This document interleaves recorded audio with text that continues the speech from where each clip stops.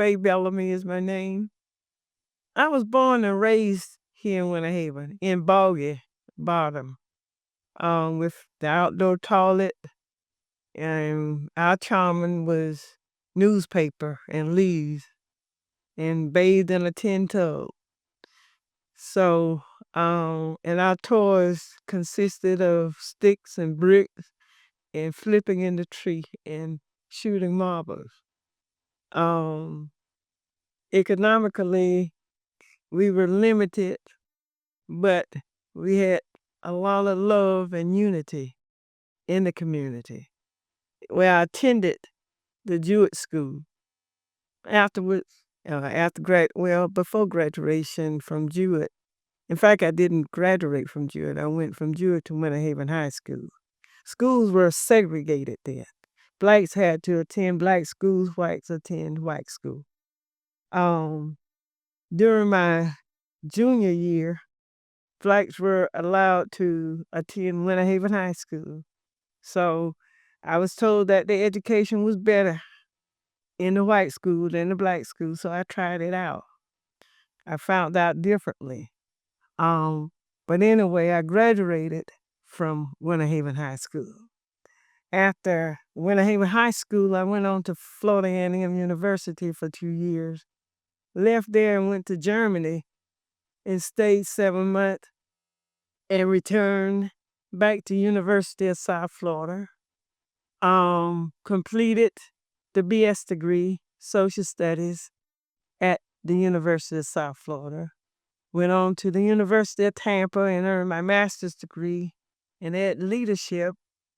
My mom was Laura Miller. She started out as a maid until she opened her daycare center. The daycare center was Helping Hand. She was also an activist. She and others fought to get the streets paved, street lights, and other needs that Foggy, um, um, and other things that Foggy needed. My first job was with my mother in her daycare center, and I was fired as a teenager because she believed in helping every child who walked in that door. And at that time, I was not serious. So I was glad she fired me. Well, I moved to Tampa, Hillsborough County.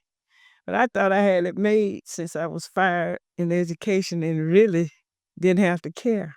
But I ran into another lady who was the supervisor of this program. And she was another Lauderdale Miller. Her philosophy was that if Johnny could not read, you're getting paid to teach him what he doesn't know. So I said, oh, goodness. Then I had a sister, Mildred Foster, who was an educator for 39 and a half years. So I was surrounded with people who cared about students, and it rubbed off on me. And as a result, I became an advocate for students. Since the desegregation hearing, and since Polk County became unitary, me and others through the NAACP and other groups started monitoring the data, looking at the hiring practices, the suspension, the academic performance. And as known, well, if you're a researcher, the hiring practices are still weak. They still need to hire more blacks. Because you have some schools, basically white administrators, white teachers, but you have the black population to serve. The academic performance, even though they're making A, Bs for the schools, the black students are performing at the bottom. And that's ridiculous. But when you're placing them in the boom boom classes, they're going to act boom boom. Well, these kids are very knowledgeable. When it comes to suspension, I don't know if you have heard about this pipeline from the school to the prison. So there's over 1 billion kids in that pipeline, and over half of them are African American students. And it troubles me so much to see the calls from the sheriff department on these schools, and the officers are handling discipline versus administration.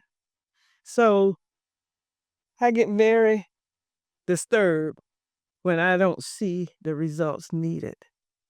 When I were coming up, we had to walk to school, and we had black teachers, black administrators, and they cared.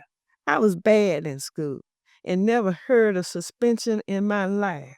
I would get my behind whooped, and I was corrected, but I knew nothing about a sheriff, a police officer arresting me. And I can go on and on and on and on and on when it comes to dissatisfaction with the school system, especially for our black students. So I'm to a point now, I believe, that we must educate our own and not rely on other people who have not worked in our favor to to educate them. And going back to Foggy had to deal with the same obstacles that blacks had to deal with in America: racism, unfairness, discrimination. But regardless of those obstacles, we have had many blacks to accomplish major goals, many successful blacks in the medical field, in education, in the military. So when people say economics makes a difference, it doesn't. You take its children where they are and move them forward. Stop focusing on um, economics. Focus on techniques that will help students learn the things needed. Every child is important. Every child can be successful. And those are my philosophies. My daddy was a contractor, citrus contractor. Wow. And there were other citrus contractors in the neighborhood too. Flick Horn had a huge contracting company. Now, my daddy's brother didn't live in Foggy, but he lived in Lake Mall, and he had the whole operation. He had the trucks that would carry the fruit to the warehouses, as well as the pickers who would pick the fruit. Um, my oldest sister was an educator, as mentioned, for 39 and a half years. And after my mother gave up the daycare center, she ran the daycare center. And she had a learning center that taught students academics through musical instruments.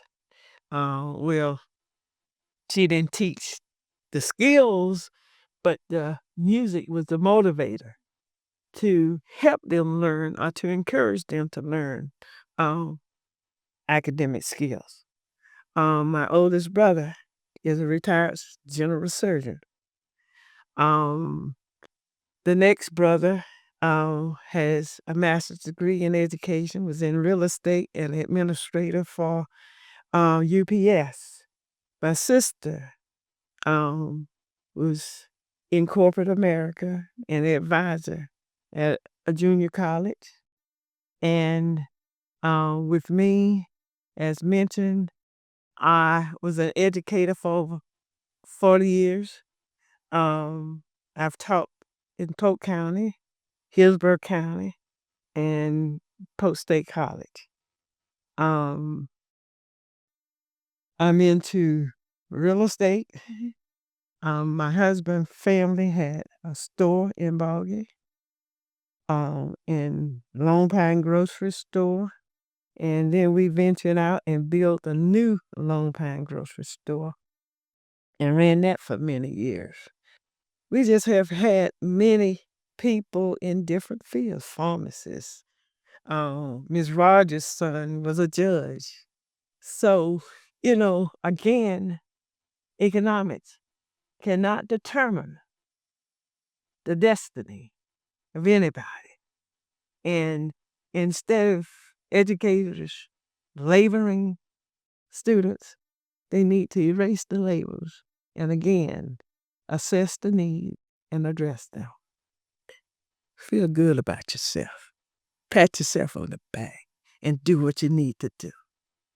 My favorite story, I set up many dropout prevention programs, and we were successful in changing the lives of those kids. In fact, our kids scored higher than those who were not in the program. And it makes you feel good to see kids succeed.